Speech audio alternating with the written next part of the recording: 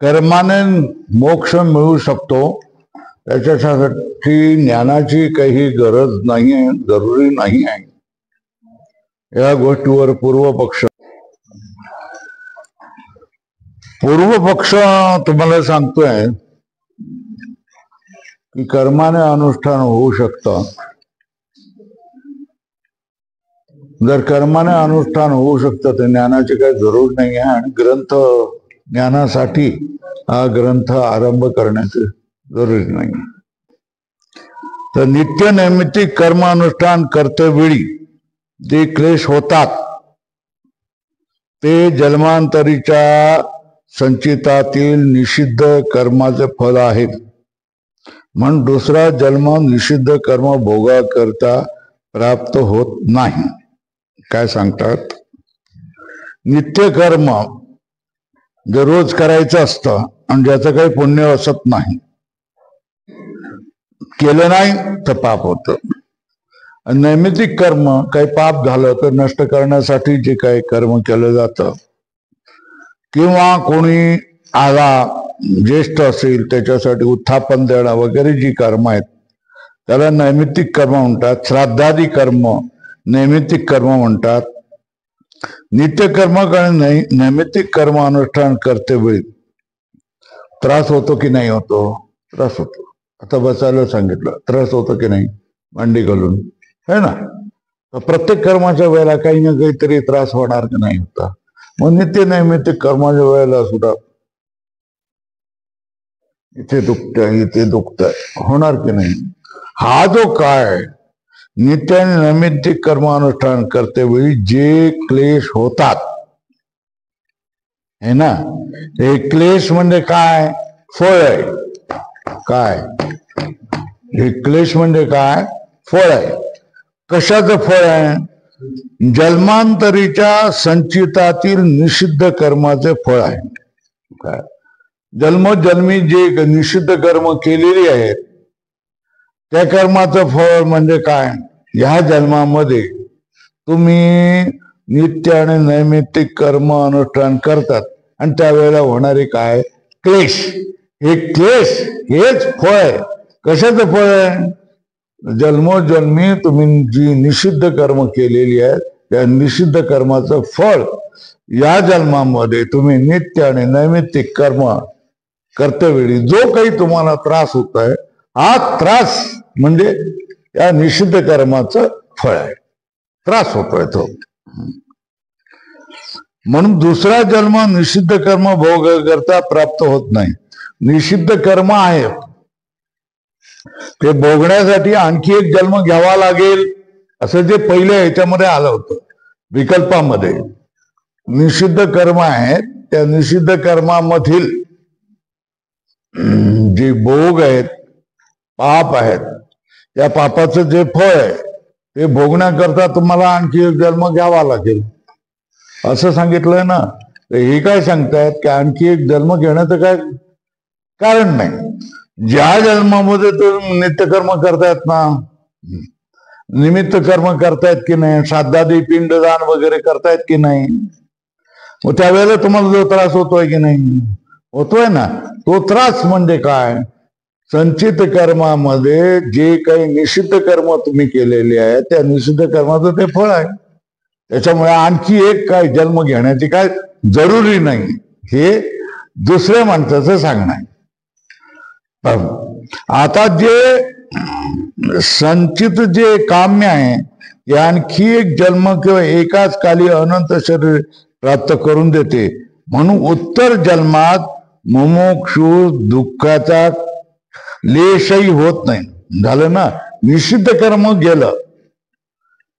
जन्मोजन्मी तुम्ही उत्पन्न केलेली जी निषिद्ध कर्म आहे त्या कर्माचं फळ तुम्ही कशासाठी बघून जाल?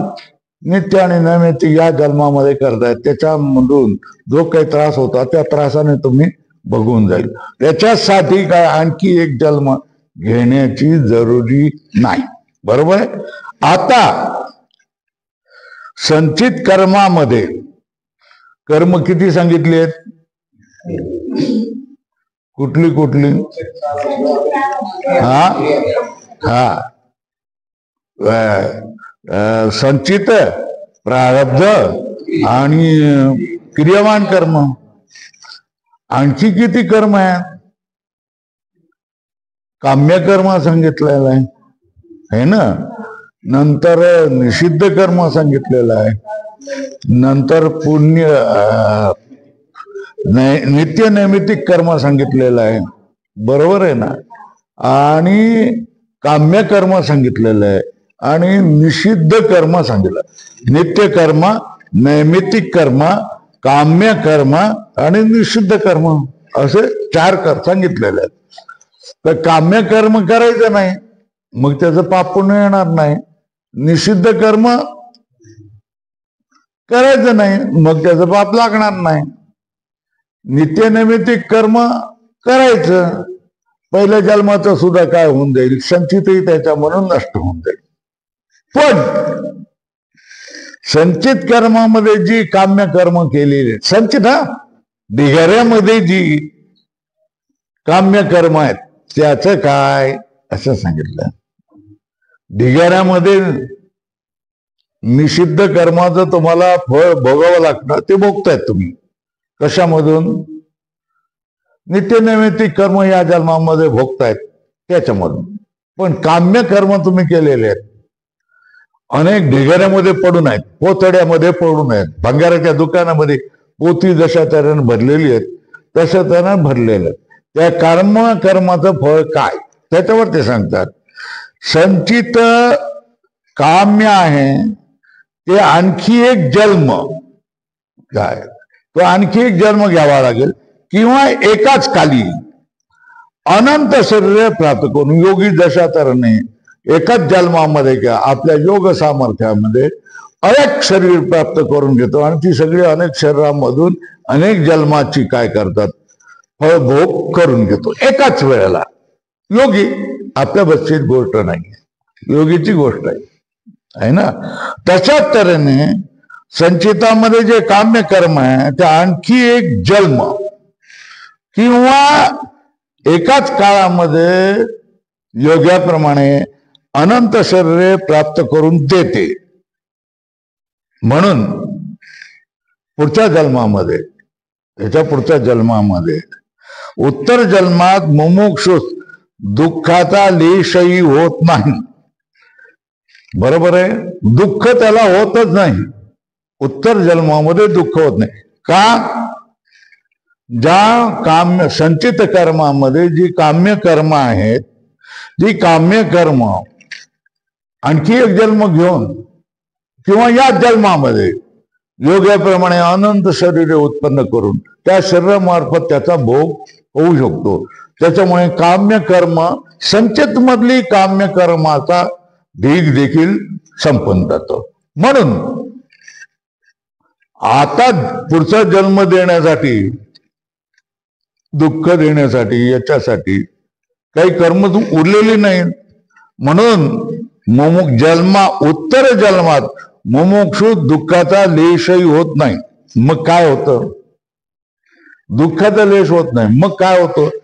केवळ सुखोपभोग होतो. काय म्हणतो उत्तर जन्मामध्ये? त्याला काय, पण जन्म आहे ना, उत्तर जन्म आहे ना, त्याला दुःखाचा लेशही राहत नाही, एक कण बरंही दुःख राहत नाही, केवळ सुखोपभोग होतो. का? सुखोपभोग तरी का होतो? कारण जन्मांतरीच्या फक्त विहित संचित कर्मानेच प्रस्तुत शरीर प्राप्त झाले. याचं म्हणणं काय? पूर्वजन्मामध्ये जे विधिपूर्वक जी विहित कर्म केलेली आहेत, विहित आणि निषिद्ध कर्म आहेत ना, त्याच्यामध्ये विहित कर्म जी केलेली आहेत, पण ती पूर्वजन्मामध्ये, म्हणून ती संचित कर्माच्या ढिगाऱ्यामध्ये हे विहित कर्म आहे म्हणून आलेलं आहे.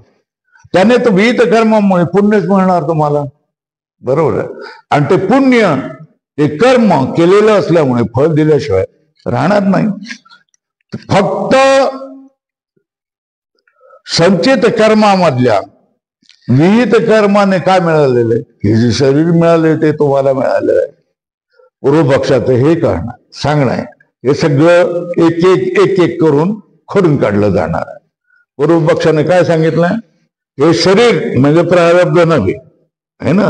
हे शरीर म्हणजे काय, संचित कर्मामध्ये जी तुम्ही पुण्य कर्म केलेली आहेत, विहित कर्म केलेली आहेत, विहित कर्म यागादी केलेली आहेत, त्याच्यामुळे तुम्हाला काय मिळालं, वर्तमान शरीर मिळालेलं.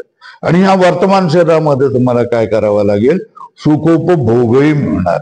निषिद्ध कर्म संपलेली आहेत, बाकीचं सगळं संपलेलं आहे, त्याच्यामुळे तुम्हाला दुःखाचा लेशही मिळणार नाही. पण एक जन्म तुम्हाला घेऊन त्याच्यामध्ये तुम्हाला केवळ आणि केवळ सुख मिळणार आहे. जन्मांतरीचे संचितातील निषिद्ध कर्म तर पूर्व जन्मात नित्यनैमित्तिक कर्म अनुष्ठानाच्या क्लेशाने भोगून चपलेले आहे. दुसऱ्या जन्मामध्ये संचित कर्मामधले जो निषिद्ध कर्म आहे, हे निषिद्ध कर्म पूर्व जन्मामध्ये त्याने नित्य आणि नैमित्तिक कर्म केलेले आहेत ना, त्या कर्मानुष्ठाने क्लेशाने भोगून संपलेले आहेत, त्याचे क्लेश त्याने भोगलेले आहेत, त्याच्यामुळे ते संपलेले. अशा रीतीने प्रायश्चित कर्म न करता केवळ नित्य नैमित्तिक कर्म अनुष्ठानानेच मोक्ष होतो. अशा तऱ्हेने तुम्हाला प्रायश्चित करण्याचं काय कारण नाही आहे. प्रायश्चित कर्म न करता केवळ आणि केवळ नित्य नैमित कर्म अनुष्ठानानेच मोक्ष होतो, असा कर्मवादीचा सिद्धांत आहे. आणखी एक जन्म घेऊन सर्व कर्माचा भोग झाला म्हणजे मोक्ष होतो, या मतास एक भविवाद म्हणतात. अधोरेखा करा.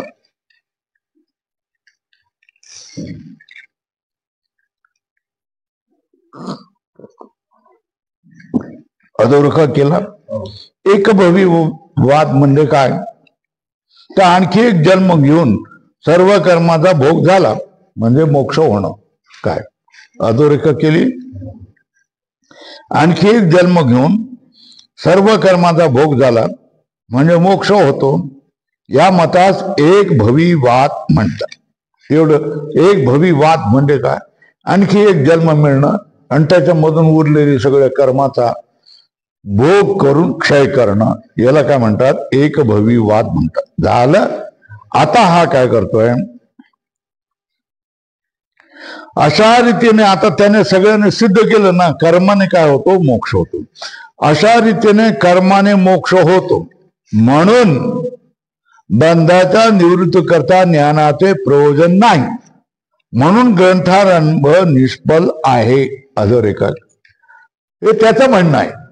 पूर्व पक्षाचं म्हणणं काय म्हणणं आहे, कर्माने मोक्ष होतो म्हणून बंधाच्या निवृत्ती करता ज्ञान कशासाठी प्राप्त करायचं, ज्ञानाचे प्रयोजन नाही.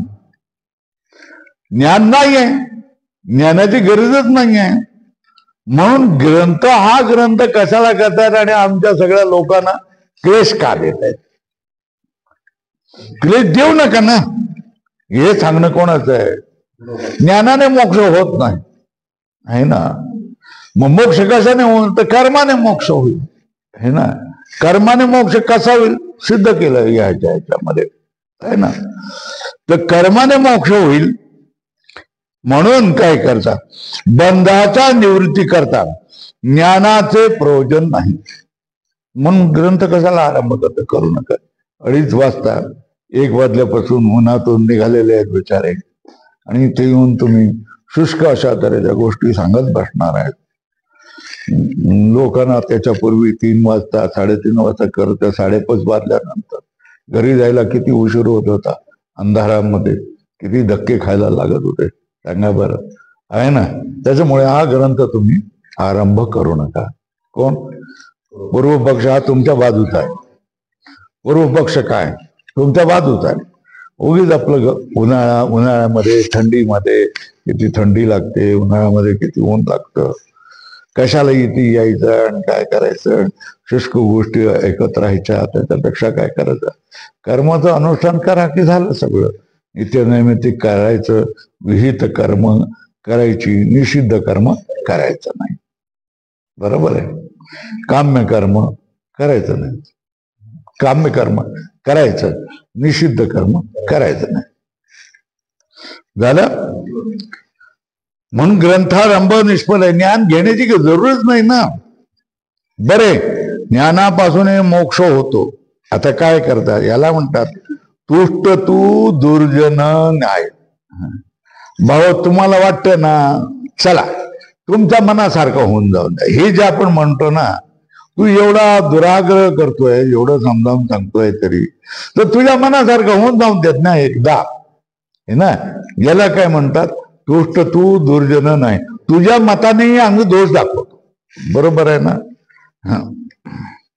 ज्ञानापासूनही मोक्ष होतो असे मानले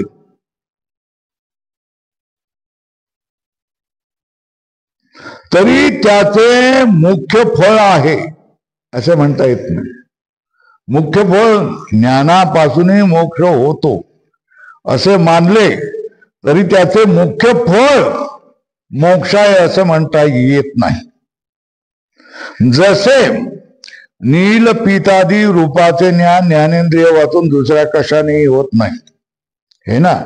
निळा रंग आहे, पिवळा रंग आहे, हिरवा रंग आहे, तांबडा रंग आहे, या सगळ्या रंगाचं ज्ञान नील पितादी रूपाचे ज्ञान नेत्रेंद्रिया वाचून दुसऱ्या कशानेही होत नाही. निळा रंग दिसला, कोणामुळे दिसणार? डोळ्यामुळे. पिवळा, हिरवा, निळा, जांभळा केवळ डोळ्यामुळे. त्याला सगळ्यांना नील पितादी म्हटलंय. नील म्हणजे निळा, पित म्हणजे पिवळा. नील पितादी रूपाचे ज्ञान नेत्रेंद्रिया वाचून दुसऱ्या कशानेही होत नाही. म्हणून रूपाचे ज्ञान हे नेत्राचे फळ आहे. काय केलं ना? नेत्राचे फळ काय? रूपाचे ज्ञान. आवळा करा, रूपाचे ज्ञान हे नेत्राचे फळ आहे. तसे ज्ञाना वाचून दुसऱ्या कोणत्याही उपायाने मोक्ष झाला नसता, है ना. ज्ञान सोडून दुसऱ्या कुठल्याही उपायाने मोक्ष झाला नसता तर ज्ञानाचे फळ मोक्ष आहे असं आम्ही म्हटलं असतं. काय म्हटलं असतं? केवळ ज्ञानाने मोक्ष झाला असता तर हा जो मोक्ष आहे हा केवळ ज्ञानाचाच आहे, ज्ञानाचं मुख्य फळ आहे असं आम्ही म्हटलं असतं. मग तुमचं काय म्हणणं आहे? नाही, ज्ञानाशिवाय दुसरेही रस्ते, मार्ग, उपाय आहेत मोक्ष मिळवण्याचे. म्हणून ज्ञानाचं फळ मोक्ष आहे असं म्हणता येत नाही. कारण ज्ञान सोडून दुसरे पण उपाय आहेत ना. नाही असं थोडंच म्हणतात. भक्तीने मोक्ष मिळतो की नाही? मिळतो. कर्मात मोक्ष मिळतो की नाही? मिळतो. मन एकाग्र केलं, समाधी केली, त्या मार्गाने मोक्ष मिळतो की नाही? मिळतो. मग केवळ ज्ञानानेच मोक्ष मिळतो असं तुम्ही म्हणू शकत नाही. ज्ञानाचं फळ मोक्ष आहे, ज्ञानाचं प्रधान फळ मोक्ष आहे असं काही तुम्ही म्हणू शकत नाही. बरोबर आहे.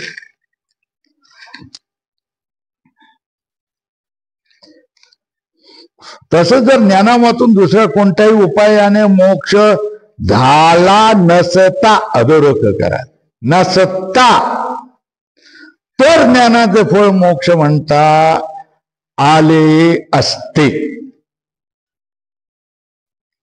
है ना. आम्ही वर अजूनपर्यंत काय केलंय? अजून पण वर सांगितल्याप्रमाणे कर्माने पण मोक्ष होतो की नाही? होतो ना. कर्माने पण मोक्ष होतो. म्हणून ज्ञानाचे मुख्य फळ मोक्ष नाही, ज्ञानाचेच फळ मोक्ष आहे असं म्हणता येत नाही.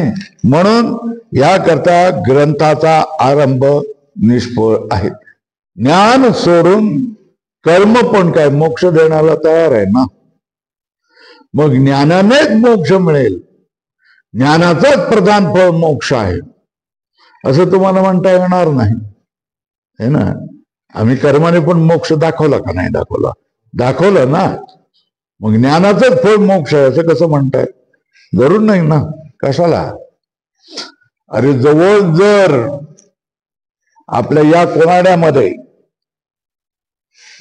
कंपाऊंडच्या कोणाड्यामध्ये जर एवढं मोठं पोळ दिसत असेल आणि मिळत असेल तर त्या डोंगरावर चढून पोळ्यासाठी मध आणण्यासाठी कोण जाईल बरं? कंपाऊंड त्या कोनाड्यामध्ये लागलेला आहे आणि मध मिळत आहे, जेवढं पाहिजे तेवढं मध मिळत आहे. मग आता डोंगरावर जायची काय गरज आहे? तशा तऱ्हेने कर्माने मोक्ष मिळतोय ना, मग ज्ञानापर्यंत जाण्याची काही गरज नाही ना. कोण म्हणतोय? पूर्व पक्ष म्हणतोय. म्हणून ग्रंथ काय करण्याची जरूर नाही. 2:30 वाजता दुपारच्या उन्हामध्ये कशाला बोलवतायत? तुमच्या बाजूने पूर्व पक्ष आहे. तुम्ही म्हणाला आम्ही पूर्व पक्षाच्या बाजूने नाही जाऊ, मग आमच्या बाजूने पूर्व पक्ष कसा म्हणताय?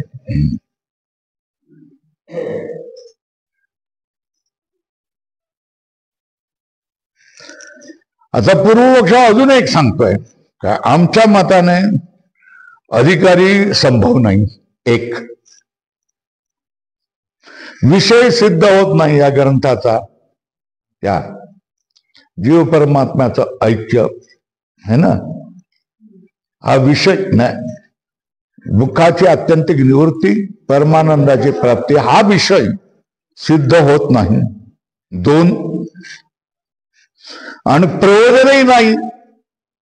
काय? फळही नाही, प्रयोजनाचा आहे. विषयाची असिद्धी आणि प्रयोजनाचा अभाव आहे. मग संबंध तरी कसा सिद्ध होईल? मग संबंधही नाही आहे ना. आता काय सांगितलं? याचा अधिकारी संभव नाही, या ग्रंथाचा अधिकाराचा संभव होत नाही, विषय सिद्ध होत नाही, प्रयोजनाचा अभाव आहे, संबंधही होणार नाही. या ठिकाणी चारही गोष्टी काय होते? संभवत नाही है ना. का? विषय असल्यानंतर कुठला संबंध तयार होतो? प्रतिपाद्य प्रतिपादक भाव संबंध, हे सगळं झालेलं आहे. प्रतिपाद्य प्रतिपादक भाव संबंध घडत असतो. विषयाच्या अभावामुळे ग्रंथाचा व विषयाचा, ग्रंथ आणि विषयाचा संबंध कोणता? प्रतिपाद्य प्रतिपादक भाव संबंध. प्रतिपाद्य प्रतिपादक भाव हा संबंध कोणाचा असतो? हा विषय आणि ग्रंथ या दोघांमध्ये संबंध कुठला असतो? आणि एक जर विषय नसेल तर प्रतिपाद्य संबंध नाही असणार. संबंध दोघांमध्ये असतो. विषय आणि ग्रंथ हे दोघे, त्याच्यामुळे याच्यामध्ये विषय काय? प्रतिपादक आहे आणि विषय काय? प्रतिपाद्य आहे. ग्रंथ प्रतिपादक आहे, विषय का? प्रतिपाद्य आहे. त्याच्यामधला विषय संभवत नाही, मग संबंधही संभवत नाही. संबंध होण्यासाठी दोघे लागतात. दोघांपैकी एक नसेल तर संबंध होत नाही. काय नाही होत? संबंध होत नाही. हा, प्रतिपाद्य प्रतिपादक भाव संबंध घडत नाही. आता एक झाला पहिला संबंध कुठला? प्रतिपाद्य प्रतिपादक भाव संबंध. अधोरेखा करू. एक पहिला संबंध नाही घडत. आता अधिकारी पण नाही आणि फळही नाही, प्रयोजनही नाही है ना. अधिकारी आणि फळही नाही, अभाव आहे. म्हणून काय? प्राप्य आणि प्रापक भाव संबंध घडत नाही. दुसरा संबंध काय? अधिकारी आणि फळ. फळ हे काय? प्राप्य आहे. अधिकारी आहे काय? प्रापक आहे ना. अधिकारी आणि फळ हे दोन्ही नसल्यामुळे दुसरा संबंधही बनत नाही. कुठला संबंध बनत नाही? प्राप्य प्रापक भाव संबंध बनत नाही. झालं. अधिकारी आणि विचार करायचा असतो आणि अधिकारी विचार करणारा असतो. विचाराचा करता अधिकारी, विचार काय? कर्तव्य असतो है ना. तर अधिकारी नाही आहे, बरोबर आहे. अधिकारी नसल्यामुळे विचार या कर्तव्य भाव संबंधही घडत नाही. बरोबर आहे. झाला तिसरा संबंध. पहिला संबंध कोण? प्रतिपादक भाव पहिला. दुसरा दाखवलाय. तिसरा बरोबर आहे. हे तिन्हीच्या तिन्ही संबंध घडत नाही. आता ज्ञानाला काही फळच नाहीये. काय म्हणतोय? ज्ञानाला काही फळच नाहीये, आहे ना. ज्ञानाची निष्फळता आहे. म्हणून ज्ञान आणि ग्रंथ यांचा कुठला जन्य जनक भाव संबंध घडत नाही. चौथा संबंध है ना. चौथा संबंध कुठला? जन्य जनक भाव संबंध घडत नाही. झालं ना. आता या ठिकाणी पॅराग्राफ बदलण्याचं चिन्ह करा, है ना. आणि ती ज्ञानाची निष्फलता कशी आहे ते पहा. हे खाली घातलं पाहिजे. इथे संपला पॅराग्राफ. काय पॅराग्राफ संपला की संबंध किती आहेत? कोणते कुठले? एक.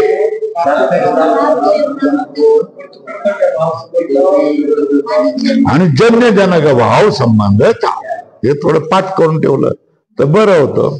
हे चार संबंध संमत नाही. आणि पहिल्यांदाच काय सांगितलं? अधिकारी, विषय, प्रयोजन हे संभवतच नाही म्हणून सांगितलं. आणि पुढे शेवटी काय सांगितलं? हे नसल्यामुळे संबंध पण नाही. मग संबंध नाही. आता बघा, याच्यामध्ये प्रतिपाद्य प्रतिपादक भाव हा संबंध कोणामुळे असतो? हा, विषय आणि ग्रंथ. बरोबर आहे ना. यांचा कुठला संबंध होतो? प्रतिपादक, आहे ना.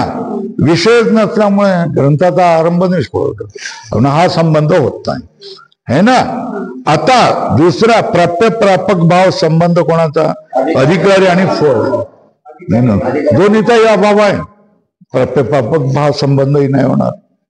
आता कर्तृ आणि कर्तव्य भाव संबंध कुठला? विचार. याच्यामध्ये अधिकारीच नाही, विचार करणार तरी कोण? म्हणून कर्तृ कर्तव्य भाव संबंधही घडत नाही. आता ज्ञान निष्फळ आहे ना, फळत नाही. म्हणून ज्ञान आणि ग्रंथ, है ना, ज्ञानाची निष्फलता आहे. म्हणून ज्ञान आणि ग्रंथ यांचा जन्य भाव. ग्रंथ कोण आहे? जनक. ज्ञानजन्य आहे, है ना. ग्रंथ उपवरल्या जनक, ज्ञानजन्य. जन्य जनक भाव संबंध होत नाही, कारण ज्ञानाला काही फळच नाही. म्हणून काय होणार आहे? ज्ञान आणि ग्रंथ यांचा जन्य जनक भाव संबंध घडत नाही. झालं. इथे पॅराग्राफ बदलला ना. संबंध लक्षात राहतील का? एक प्रतिपाद्य प्रतिपादक भाव संबंध, दुसरा प्राप्य प्रापक भाव संबंध, कर्तृ कर्तव्य भाव संबंध, जन्य जनक भाव संबंध. हे चार संबंध काय होत नाही, घडतच नाही, घडू अस्तित्वात येऊच शकत नाही. आता त्यांनी सांगितलंय ज्ञान निष्फळ कसं आहे बाबा? काय सांगतात? ज्ञानाला काही फळच नाही असं तुम्ही म्हणतात. बघा, दाखवून देतो, सिद्ध करून देतो. कोण म्हणताय? पूर्व पक्ष म्हणताय. ती ज्ञानाची निष्फळता कशी आहे ते पहा. वेदांती म्हणतात त्याप्रमाणे मोक्ष प्राप्त करून देणारे अद्वैत ब्रह्मज्ञान उत्पन्न होणे शक्य नाही. वेदांती काय म्हणतात? वेदांती काय म्हणतात?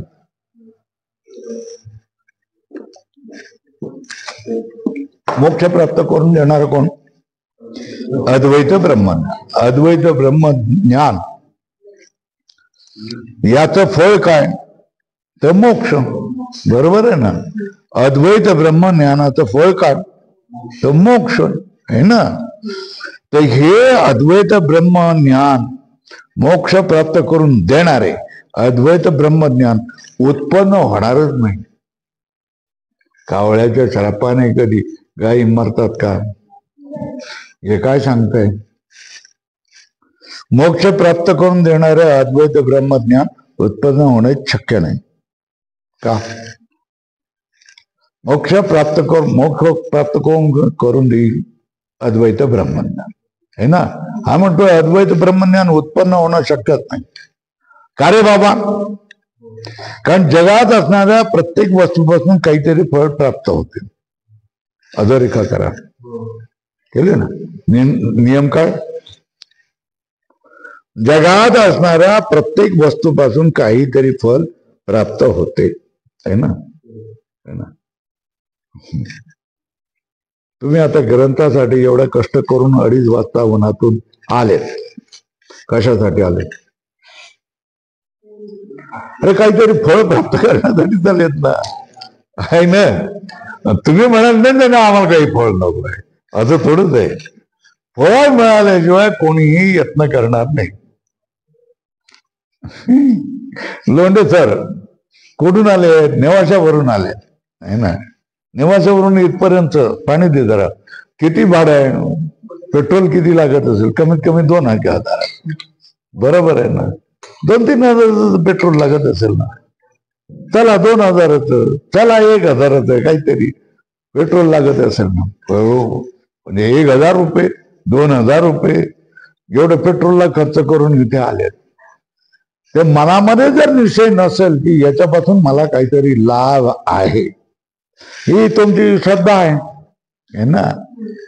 ही लाभ मिळणार आहे असं मनामध्ये श्रद्धा नसेल तर तुम्ही इथे येण्याचं साहस कष्ट करू शकत नाहीत.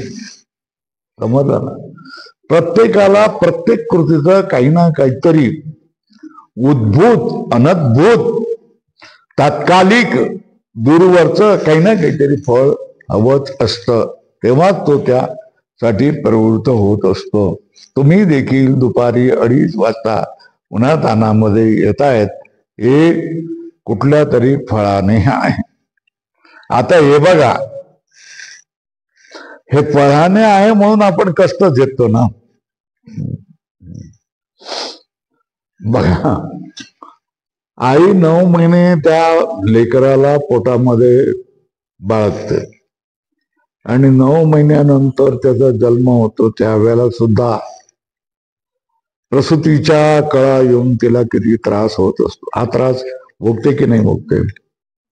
कशासाठी? कशासाठी? बाळाचं सुख प्राप्त करण्यासाठी ना. त्याला म्हणतात अपत्य सुख. काय म्हटलंय? अपत्य सुख प्राप्त करण्यासाठी. जर तुम्हाला अपत्य झालं नाही तर तुम्ही दुःखी होता की नाही?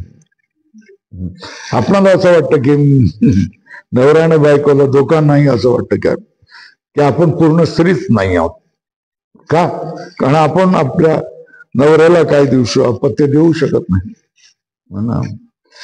नवऱ्याला काय वाटतंय की आपण हे पूर्ण पुरुष नाही, कारण स्त्रीला अपत्य देऊ शकत नाही. धोका असतं की नाही असतं.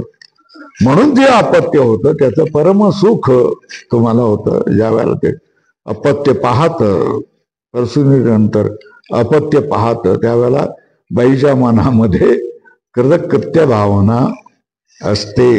काय भावना असते? की मी पूर्ण स्त्री आहे.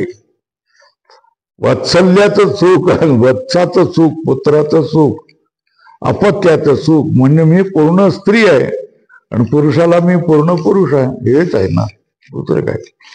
अपत्य नसलं तर लोकांच्या कुत्सेचा विषय आपण बनतो. बरोबर आहे ना. लोक सासूबाई, नंदा, जावया, भावजया सगळ्या घेरून म्हणतात संतती द्या ना स्वामीजी, काहीतरी करा ना, काहीतरी चांगला आशीर्वाद द्या. नाही काय करणार स्वामी, कर्म करणार स्वामी, आहे ना. हे असं का सांगतात ते? कारण त्यांच्या मनामध्ये दुःख असतं ना, या बाईला अपत्य नाही आहे, संतती नाही आहे. त्याच्यामुळे संतती प्राप्त करणारी ती काही संतीन नाही किंवा संत नाही ना. याच्यापासून निरपेक्षा आहे आपल्या गोष्टींपासून. असं नाही. ती एक साधी एक गृहस्थाची एक पत्नी आहे, गृहिणी आहे आणि तिला वाटतं की आपली अपत्य दुसऱ्यांना अपत्य तशा तऱ्हेने आपलीही अपत्य असावी म्हणून नाही. आणि त्या अपत्यासाठी कितीही ती बलिदान करायला तयार राहते ना. केवढं दुःख असतं. सांगण्याचं कारण काय? जो आपण क्लेश भोगतो तो कसला ना कसला तरी फळासाठी अवश्य भोगत असतो. काही ना काहीतरी फळ मिळेल. आता तुमची श्रद्धा आहे. माझी एक विनंती आहे तुम्हाला, आता तुमची श्रद्धा आहे की आपण जो विचार सागर ऐकतोय त्याच्यापासून आपल्याला निश्चितच फळ मिळणार आहे. बरोबर ना? ही तुमची श्रद्धा आहे ना. मग ही आता श्रद्धा आहे, ही आता किती काळ कायम राहणार आहे सांगू शकता का? मी आपणाला विनंती करतोय की विचारसागर संपेपर्यंत ही श्रद्धा कायम ठेवा. काय करा, काय विचारसागर संपेपर्यंत ही जात, हा जो तुमचा श्रद्धा आहे, श्रद्धा म्हणजे विश्वास आहे, म्हणजे भक्तिभाव आहे, तो तुम्ही कायम ठेवा. म्हणजे तुम्ही फळाच्या जवळ जवळ येऊन जा. सगळ्या गोष्टी तुम्हाला काय ते समजावण्यासाठी थोडासा इंग्लिश शब्द वापरल्यानंतर लोकांना अधिक चांगल्या तऱ्हेने समजलं ना. मग सगळ्या गोष्टी अत्यंत स्पष्ट होऊन जातात.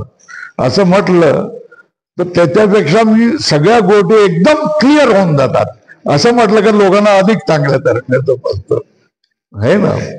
तर क्लिअर म्हटलं की लोकांना समजतं, पण सगळ्या गोष्टी अत्यंत स्पष्ट होऊन जातात. ठीक आहे ना.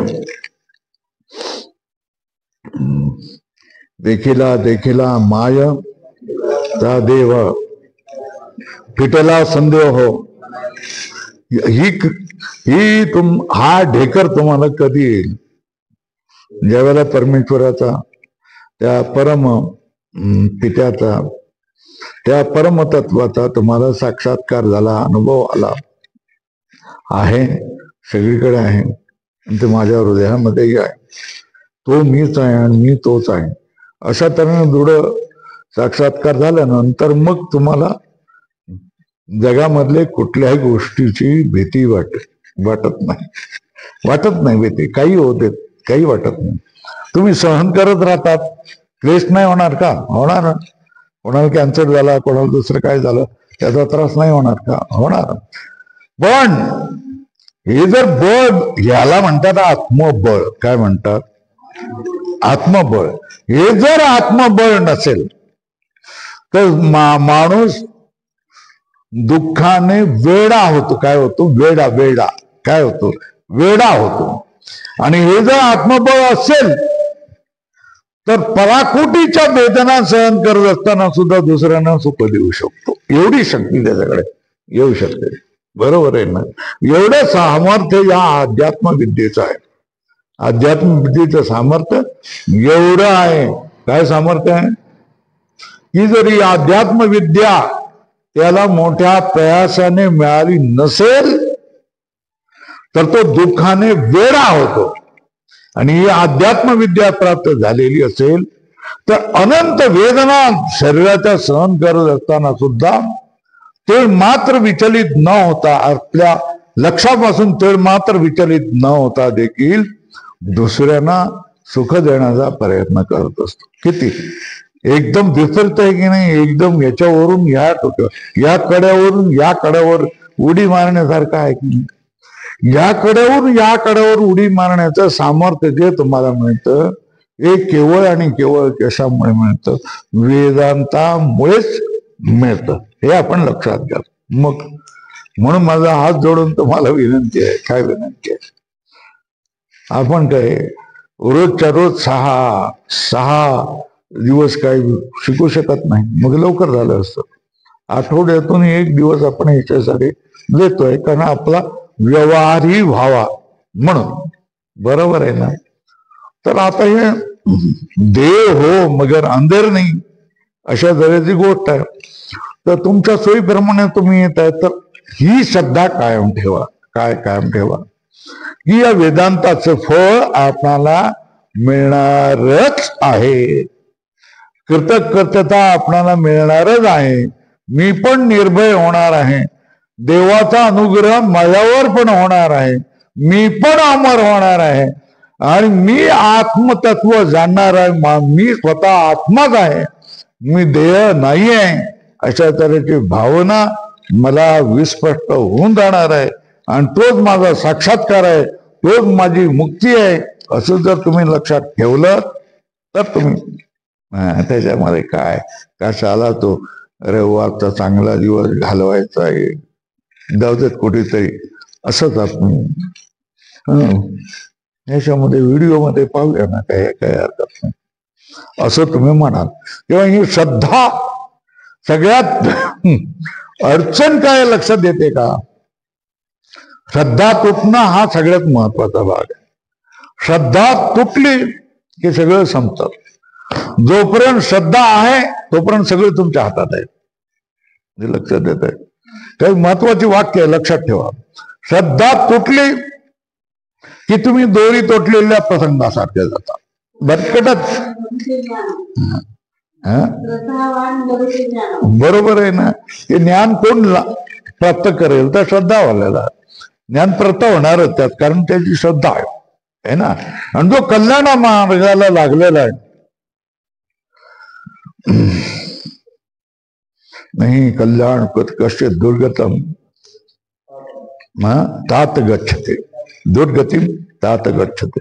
कल्याण मार्गाला जो, कल्याण म्हणजे ज्ञान मार्गाला, म्हणजे भगवत प्राप्तीला जो माणूस लागलेला आहे त्याची दुर्गती कधी होऊ शकत नाही.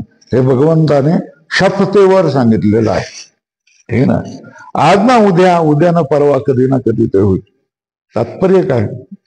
जी ही तुम्हाला भगवंताने बुद्धी दिली आहे की रविवारी एक दिवस आपण जाऊन जायचं आहे, आणि मी ठरवलेलं आहे की रविवारचा हा वेळ टाळायचा नाही. कुठे कसंही किती इमर्जन्सी असली तरी आपण ह्याच्यामध्ये राहायचं. तेव्हा हे आपला जो संबंध हा तुटू नये, तुमची श्रद्धा तुटू नये. भगवंताला प्रार्थना करत राहा.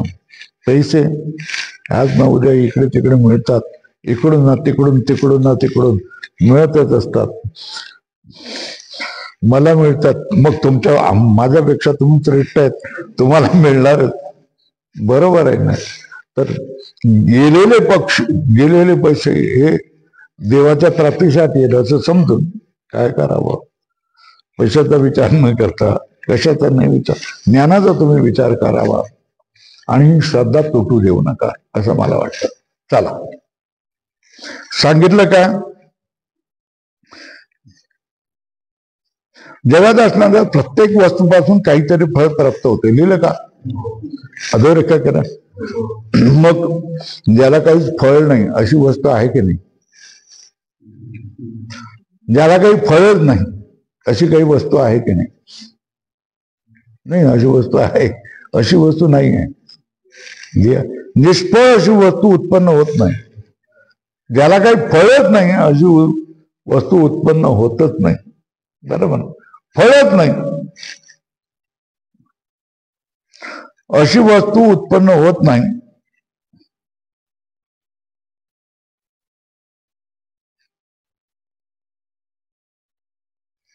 पुष्कळ वस्तू निष्फळ उत्पन्न झाल्या आहेत असं लोकांना वाटतं. है ना? है ना? पुष्कळ वस्तू निष्फळ उत्पन्न झाल्यात असं लोकांस वाटते. लोकांना वाटतं. हे कशाला उत्पन्न झालेलं आहे? याचा काय उपयोग आहे? है ना? आता बकरीला दाढी, काय उपयोग आहे तिथं?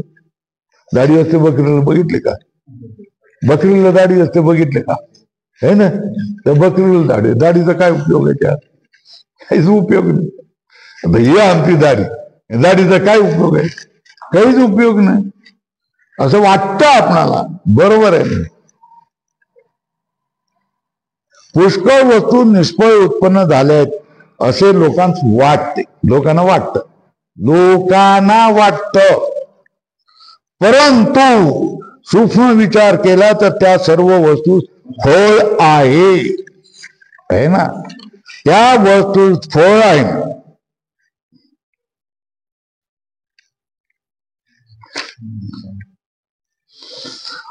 आता बघा, उन्हाळ्यामध्ये आंब्याच्या दिवसामध्ये रस करत असताना त्या तुम्ही सालं आणि पोळी, काय म्हणतात, बाठ्या, असा ढीग जमला तर त्याच्यावर किती माशा येत असतात सांगा.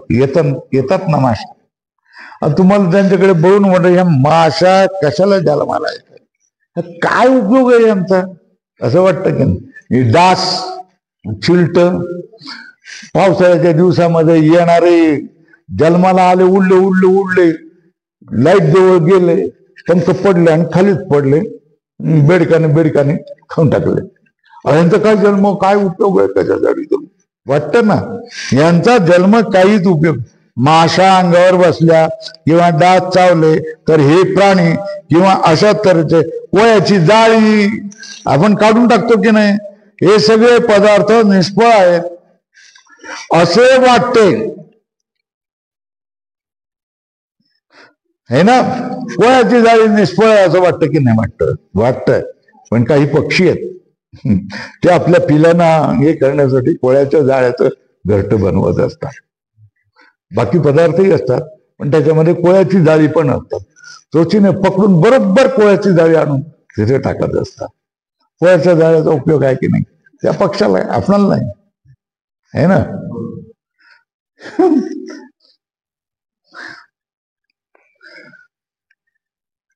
आता बसतात की नाही पण तुमच्या अंबेजोगाईमध्ये वगैरे गलीमध्ये पोरांना बसवायची की नाही हगायला. हगायला बसतात, आजही बसवत असतात, है ना. तर गल्यामध्ये जायचं तर नाक धरून लावावं लागतं, पण त्या गल्यामध्ये इकडून तिकडून तिकडून इकडे इकडून तिकडे कोण फिरतात सांगा बरं. डोकर फिरतात. डोकऱ्यांचं ते काय भंडारा आहे की नाही, है ना. आपण ज्याला टाकून देतो तो डोकरांचा कोण आहे, भंडारा आहे की नाही. निष्फळ काहीच नाही. काय झालं, निष्फळ काहीच नाही ना. लक्षात येते का. तेच सांगतात. अंगावर माशा बसल्या किंवा चावले तर हे प्राणी किंवा अशा तऱ्हेची कोळ्याची जाळी वगैरे पदार्थ निष्फळ आहेत असे वाटते, है ना. परंतु त्यांच्यापासून दुसऱ्यांना दुःख होते हे त्याचं फळ आहे. आणि तुम्ही जे टाकता आणि डुक्कर खात ते त्याला सुख होतं ना, म्हणून त्याचं खाद्य आहे ना. मग त्याला सुख होतं की नाही. त्याच्यात त्याने त्यांच्यापासून दुसऱ्यांना सुख किंवा दुःख होते हे त्याचे फळ. दुःख होते म्हटलेत ना. काही प्राणी तुमच्यापासून दुसऱ्यांना सुख होतं की नाही, तुम्ही टाकलेलं आहे ना. सुखही होतं ना, बरोबर आहे. दुसऱ्यांना दुःख होते सुख होते हे त्यांचे फळ. आता म्हणतात काय, फळ शब्दाचा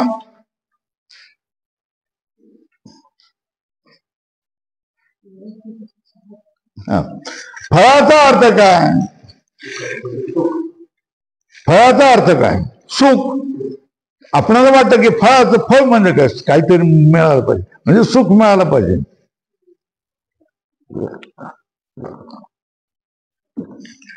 एवढाच अर्थ नाही.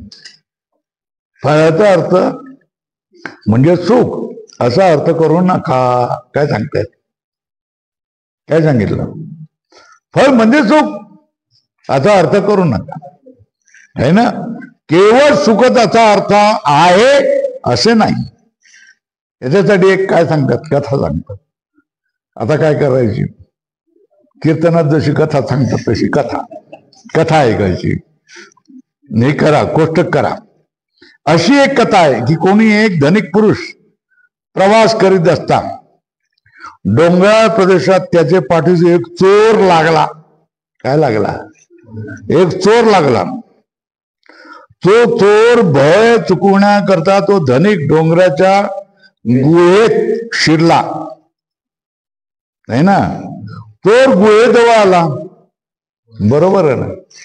गुहेजवळ येतो, त्याला गुहेच्या तोंडाजवळ असं मोठं जाळ फिरलेलं दिसलं, है ना. आता गुहेच्या तोंडाशी एक कोळ्याने जाळे केले होते. तर ते आल्यानंतर त्या गुहेत तो धनिक गेला असेल असे त्यास प्रथम वाटले. पहिल्यांदा गुहा दिसल्यानंतर या गुहेत तो धनिक असणार असं त्याला वाटलं होतं.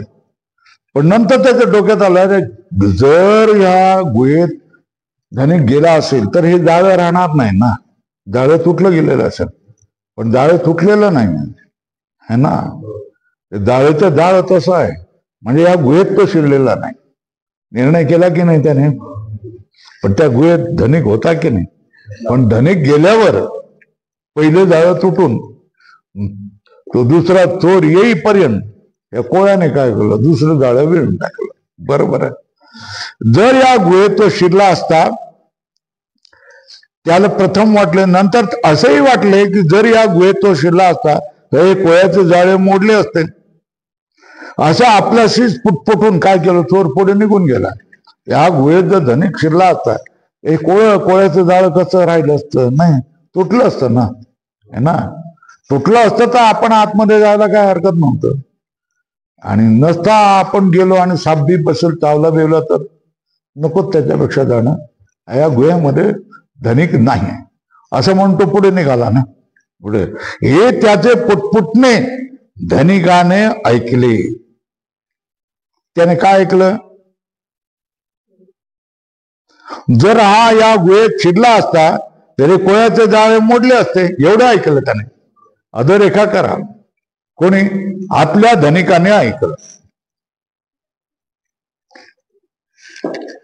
आपल्याशीच पुटपुटून चोर पुढे गेला, हे त्याचे पुटपुटणे धनिकाने ऐकले. तेव्हा त्याने काय म्हटलं? अधोरेखा करा. कोळ्याच्या जाळ्याने आज मला जीवदान दिले, असे त्यास वाटले. कथा संपली इथे. कोटक करा, कथा संपली. नको असेल तर बंद करा, बंद करा. तिकडचे बंद करा. हा, बंद. तर आज तुम्हाला कथा समजली की नाही? हा, जंगलातून एक धनिक जात होता. त्याच्या पाठीमागे जड ओझ होत. तेव्हा तिकडच्या त्या जंगलातल्या माणसाला वाटलं की हा नेमका धन घेऊन जातोय, धन म्हणून जातोय म्हणून त्याच्या म्हणून हळूहळू छपत त्याच्या पाठीमागे जाऊ लागला. हा धनिक सुद्धा वेगाने पुढे जाऊ लागला. आता हा तो पण वेगाने पुढे येतोय असं दिसलं. डोंगराजवळ आल्यानंतर धनिकाला वाटलं आता आपण मरणार आहोत. जवळ काय गुहा दिसली, असं बोल दिसलं, त्याच्यामध्ये जाऊन तो घुसला. हा पळत तिकडे आला. अरे आता होता इथे गेला कुठे. तेव्हा त्याला ती गुहा दिसली, पण गुहेजवळ काय होतं? जाळं होतं, कोळ्याचं जाळं होतं. थोर फुटला. अरे या गुहेत जर गेला असता तर जाळ तुटलं असतं. जाळ जसे जात असतं. त्याच्यामुळे हा या गुहेत गेलेला नसता, पुढे जरी गेला असेल त्याला धावत जाऊन त्याला पकडूया म्हणून धावत जाऊन पुढे गेला, आहे ना. ही गोष्ट त्याने काय केली? धनिकाने ऐकली. आणि धनिकाने ऐकली आणि काय म्हणाला? आज कोळ्याच्या जाळ्याने माझा जीव बचावला. काय म्हटलं त्याने? काय म्हटलं? आज कोळ्याच्या जाळ्याने माझा जीव बचावला. कोळ्याचं जाळं काय कोणाचं जीव बचावण्याचं काम करतं का? नाही करत. कोळी जर आमटीत पडला तर काय होईल? विष होईल ना, मरतील ना किती माणसं. पाल पडली, कोळी पडले तर काय होतं? आमटीत पडले, भाजीत पडले, मरतात की नाही माणसं? विषारी बनते की नाही? आज कोळ्याने नव्हे, कोळ्याच्या जाळ्याने माझा जीव वाचवला. कोळ्याचं जाळ हे कामाचं आहे की नाही? आपण वर इकडे तिकडे लागलं तर झाडू लावून हे करून वर चढून शिळ्या लावून हे करून काढून टाकतो की नाही? दर 8 दिवसांनी 15 दिवसांनी बाथरूमामध्ये इकडे तिकडे कोनाड्यामध्ये जाळी असतात. ही जाळी आपण काढून टाकतो की नाही? का टाकतो ना. किती वाजले? 2:30 वाजले ना. तर निर्णय काय? कुठली वस्तू निष्फळ नसते, हा निर्णय. प्रत्येक वस्तूला फळ असतेच. ते फळ कदाचित आपणाला कळतं, कदाचित आपणाला कळत नाही, पण प्रत्येक वस्तूला फळ असतंच.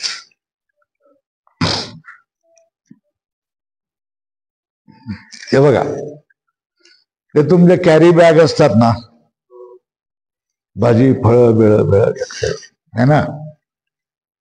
मग या कॅरी बॅग काम झालं की आपण कचऱ्याच्या कोंडीमध्ये टाकतो ना, आणि हा कचरा आपण त्या घंटागाडीमध्ये टाकतो ना, आणि घंटागाडी ती तिकडे कचऱ्याच्या डोंगरावर टाकते ना. त्या कचऱ्याच्या डोंगरावर किती माणसं प्लास्टिक वेचत असतात, बघितलीत का तुम्ही? वेचत असतात ना. किंवा गली गलीमध्ये सुद्धा प्लास्टिक वेचत असतात किंवा घेऊन जातात. तुम्ही ज्याला भंगार म्हटलेला आहे ना, त्या वस्तू घेणारे लोक आहेत की नाही, त्यांना त्याचे पैसे तुम्हालाही ते पैसे देतात आणि त्यांनाही पैसे मिळत असताना दुप्पट पैसे त्यांना मिळत असतात. मग ज्याला तुम्ही भंगार म्हणजे काय, कामाचं नाही, बरोबर आहे ना? तर भंगार म्हणजे कामाचा नाही, तेच कोणाच्या तरी कामाचं आहे की नाही, जीवनाचं आहे ना, जीवन रक्षण करणार आहे, त्याला रोजगार 300, 400, 500, 1000 रुपये देणार आहे की नाही, आहे ना? तर तेच प्लास्टिक सगळं एकत्र केलं, ट्रकभर नेलं, तर तो कारखाना काय करतो, त्याच्या दोऱ्या बनवतो, आणखी काही वस्तू बनवतो, आणि तिथे 100 मजुरांना काम देतो. त्या लोकांना काम मिळालं की नाही? कोणामुळे? कचऱ्यामुळेच मिळालं की नाही, प्लास्टिकमुळेच मिळालं की नाही. थोडक्यात काय निर्णय काय? कोणतीही वस्तू निष्फळ असत नाही, हे ना.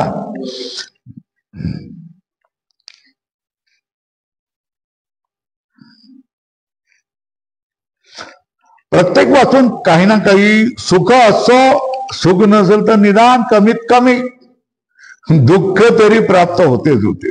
सुख असो की दुःख असो, पण फळ आहे, सुखात्मक फळ आहे किंवा दुःखात्मक फळ आहे. सर्पाला फळ आहे की नाही? आपलं मरण आहे ना. विंचवाला आपलं मरण, पण विंचू दिसल्यानंतर जिवंत राहत नाही, खेटराने मारलंच जातो त्याला, बरोबर आहे ना? का? कारण तो दुःख देणार आहे म्हणून. फळ आहे, निष्फळ अशी एकही वस्तू उत्पन्न होत नाही. तुमचं झालं ना?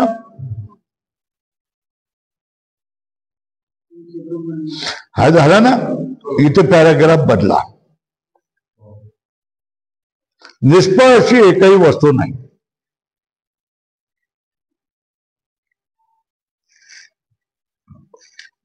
तुम्ही ज्या ब्रह्मज्ञानाची एवढी स्तुती करता, ते ब्रह्मज्ञान दुःख देतं का तुम्हाला? हे तुम्हाला कबूल आहे ना? तेच म्हणताय ना, तुमचं ब्रह्मज्ञान दुःख तर देत नाही, हे तुम्हाला कबूल आहे ना? है ना? कबूल आहे ना? दुःख देत नाही. बरे बंध निवृत्ती करून सुख देते म्हणावे, है ना? बंध निवृत्ती करून सुख देते असं म्हणायचं झालं, तो बंध कसा आहे? सत्य आहे. दुःखाची निवृत्ती आणि परमानंदाची प्राप्ती हे त्याचे फळ नाही, है ना?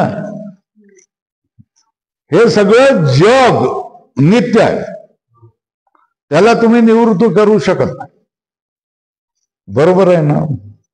म्हणजे दुःखाची निवृत्ती नाही होऊ शकत नाही आणि परमानंदाची प्राप्ती होऊ शकत नाही, बरोबर आहे ना?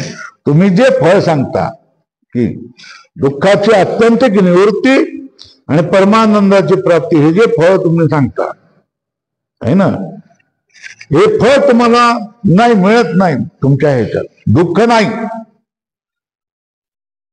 तुमच्या ज्ञानाचं फळ दुःख नाही. पण जे तुम्ही सांगतात की आत्यंतिक दुःखाची आत्यंतिक निवृत्ती आणि परमानंदाची प्राप्ती, ही त्याचे फळ नाही.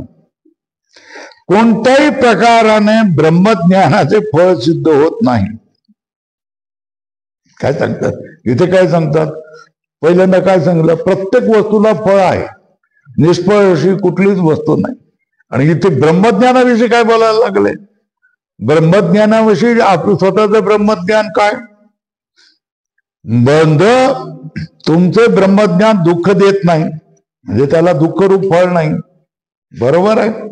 हे तुम्हाला कबूल आहे. बंध निवृत्ती करून सुख देते म्हणावे, तर बंध सत्य आहे, तो निवृत्त होऊ शकत नाही. दुःखाची निवृत्ती होऊ शकत नाही, परमानंदाची प्राप्ती होऊ शकत नाही, म्हणून हेही फळ नाही. काय दुःखरूप फळ नाही हे तुम्ही कबूल करता. पण तुम्ही जे सांगता दुःखाची निवृत्ती आणि परमानंदाची प्राप्ती, हे फळ देखील तुमच्या ब्रह्मज्ञानाचं होऊ शकत नाही. हे ना, परमानंदही प्राप्त होत नाही, हे त्याचे फळ नाही. मग काय करायचं? ब्रह्मज्ञान नाहीच. काय जी जी वस्तू असते ती वस्तू काय देईल? सुख तरी देईल, नाही तर काय देईल? दुःख तरी देईल. तुम्ही ज्याला काय ब्रह्मज्ञान ब्रह्मज्ञान ब्रह्मज्ञान म्हणतात, त्याच्यापासून दुःख तर होतच नाही, तुम्ही कबूल करता. पण हा सगळा प्रपंच सत्य आम्ही मानतो, त्याच्यामुळे हा प्रपंच निवृत्त होणार नाही. दुःखाची आत्यंतिक निवृत्ती होऊन परमानंदाची प्राप्ती होणं शक्य नाही. म्हणून ज्ञानाचं फळ दुःखाची आत्यंतिक निवृत्ती आणि परमानंदाची प्राप्ती हे होऊ शकत नाही. तर झालं काय मग? ब्रह्मज्ञानाला फळच नाही असं झालं ना. काय झालं?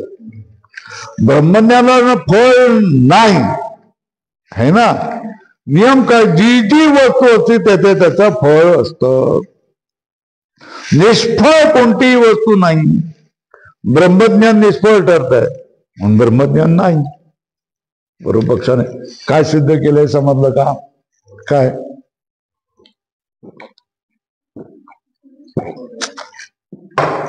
जी कोणती वस्तू असेल त्याला फळ असतं. ते सुखच असावं असं नाही, दुःखही असू शकतं.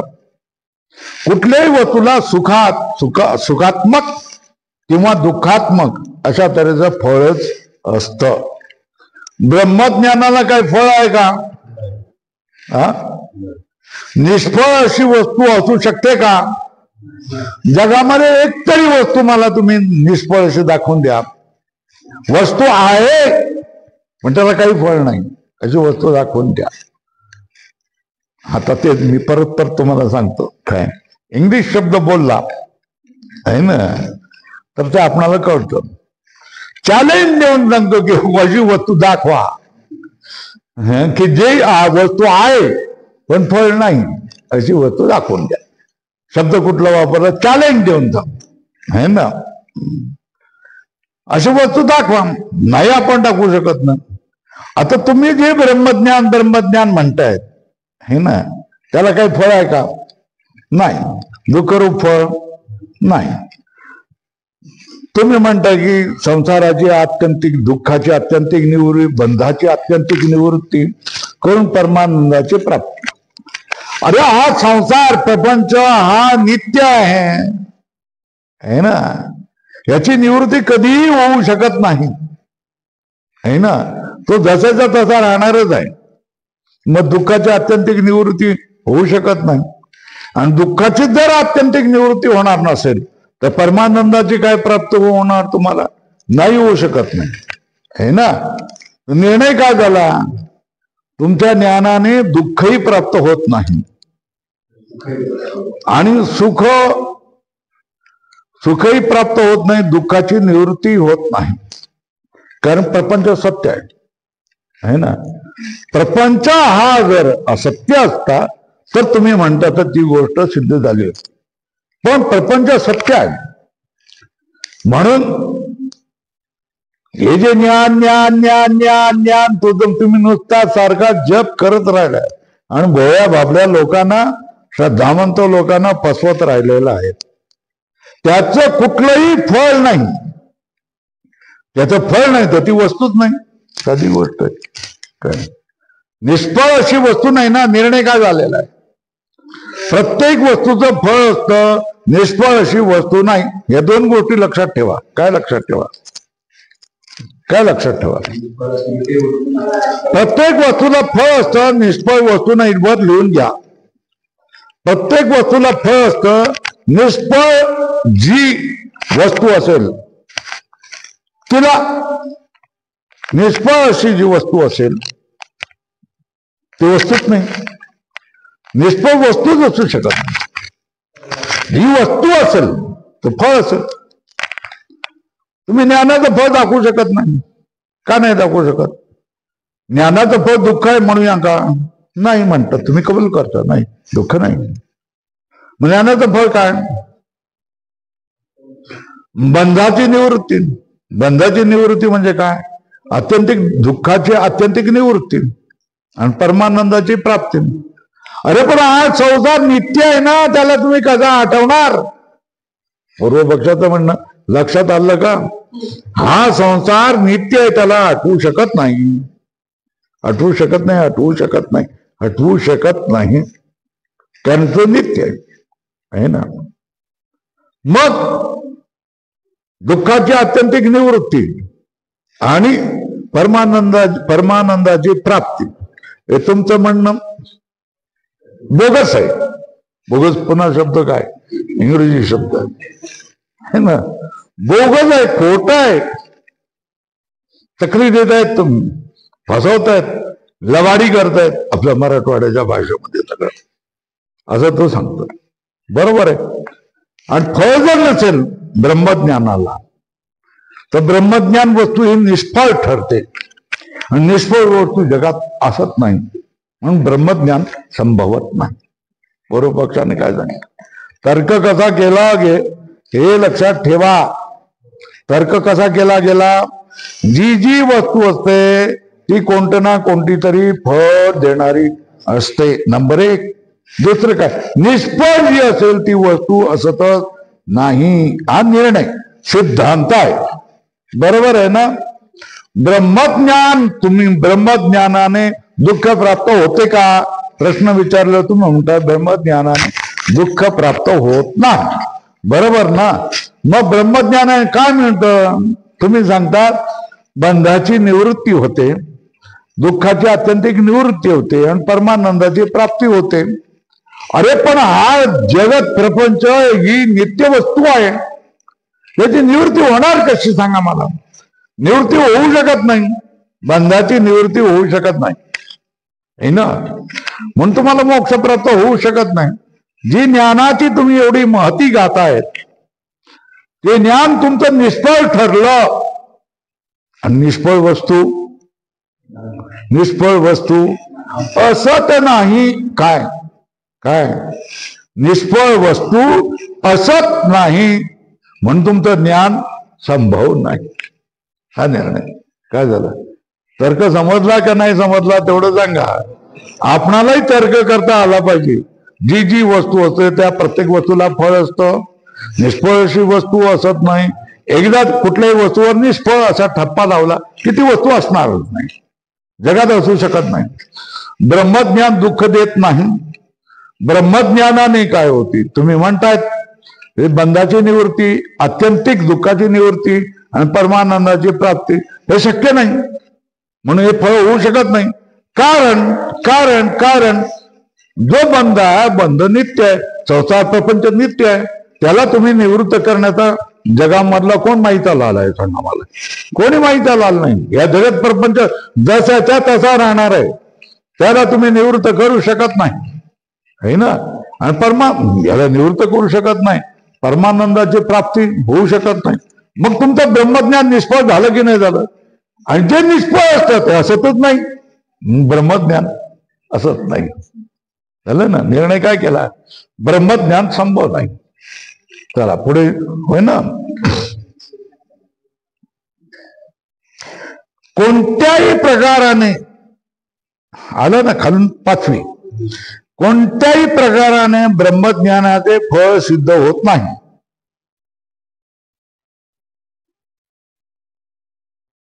है ना? कोणत्याही प्रकाराने ब्रह्मज्ञानाचे फळ सिद्ध होत नाही. आणि जी वस्तू सफळ असते, म्हणजे जिला काहीतरी फळ असते, सफळ वस्तू जन्य म्हणजे उत्पन्न होते असा नियम आहे. नियम काय? अधोरेखा करा. काय? ज्या वस्तूला काही फळ आहे ना, ती वस्तू उत्पन्न होते. नियम काय? नियम काय? सफळ वस्तू उत्पन्न होते. फळ देण्यावारी वस्तू काय होते, उत्पन्न होत असते. हा नियम आहे. सफळ वस्तू जन्य म्हणजे उत्पन्न होते असा नियम आहे. अधोरेखा करा, है ना. आता ज्ञानाला फळ आहे की नाही, तर ज्ञान सफल नाही, फळच नाही, सफल नाही, है ना. ज्ञान सफल नाही, सफल नाही, मग त्याची उत्पत्ती संभवत नाही. तर्क समजलं का? काय सफळ वस्तूच उत्पन्न होते असा नियम आहे. काय नियम? काय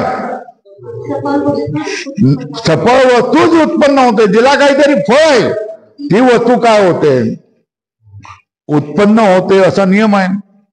ज्ञान सफळ आहे की नाही आहे?